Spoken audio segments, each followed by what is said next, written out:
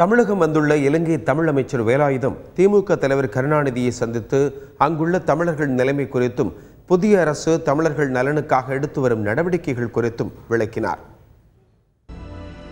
சென்னை வந்துள்ள இலங்கை அமைச்சர் வேலாயுதம் திமுக தலைவர் கருணாநிதியை அவரது கோபாலபுரம் இல்லத்தில் சந்தித்து பேசினார்.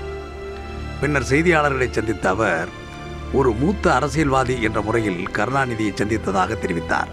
ஒரு பழம்பெரும் அரசியல்வாதி, கலைஞர், எழுத்தாளர், கவிஞர், தமிழ் உலகத்துக்கு கிடைத்த ஒரு பெரிய பொக்கிஷம்.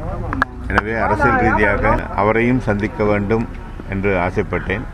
எனவே அந்த வாய்ப்பு இன்று கிடைத்தது.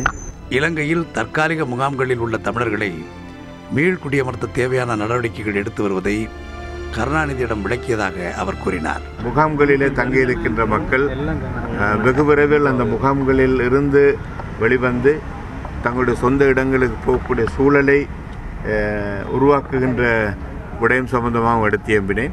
முன்னாள் அதிபர் ராஜபக்ஷ மீது கூறப்படும் போர்க்குற்ற புகார் குறித்து தேவைப்பட்டால் உள்ளூர் மட்டத்தில் விசாரணை நடத்தப்படும் என்று வேலாயுதம் கூறினார். போர்க்குற்றம் சம்பந்தமாக ஜெனீவாவிலே நடைபெறுகின்ற விசாரணை நடைபெற்றுக் கொண்டிருக்கின்றது. அதே நேரத்தில் ஆரம்பத்திலிருந்து எங்களுடைய கட்சியின் தலைவர் ரணில் விக்ரமசிங்கே அவர்கள் இந்த போர்க்குற்றம் சம்பந்தமாக உள்ளூர் விசாரணை துரிதப்படுத்தப்பட வேண்டும், இங்கு அது விசாரிக்கப்பட வேண்டும் என்பதை கடந்த காலங்களில் இருந்து கூறி வந்திருக்கின்றார்.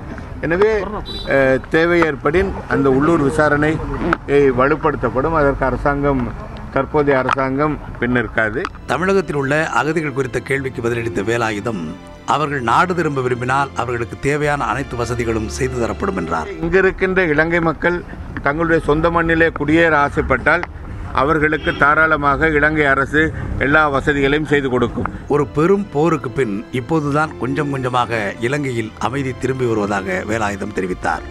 தமிழக முதலமைச்சரை சந்திப்பீர்களா என்ற கேள்விக்கு அவரை சந்திக்க ஆவலாக இருப்பதாகவும் வாய்ப்பு கிடைத்தால் சந்திக்க இருப்பதாகவும் அவர் தெரிவித்தார்.